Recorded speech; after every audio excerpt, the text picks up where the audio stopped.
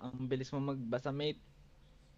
Masyadong So, mabilis yung pagsasalita mo. So, since ako na yung last na magsasalita sa grupo namin, so, isa-summarize ko na yung naging defense namin para sa mas maganda ang sociology kaysa sa psychology.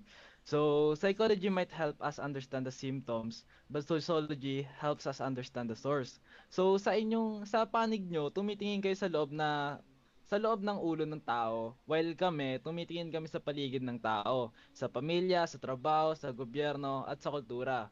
So, depression is not just a personal failure, it is a social one. Hanggat hindi natin naayos ang lipunan, mananatiling band-aid na solusyon lang ang psychology.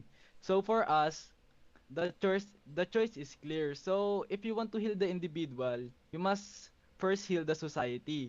That why sociology is and will always be better approach than psychology. Kasi paano nga naman kung yung kapaligiran ng isang tao puro mamamatay tao. Syempre, ganun din yung magiging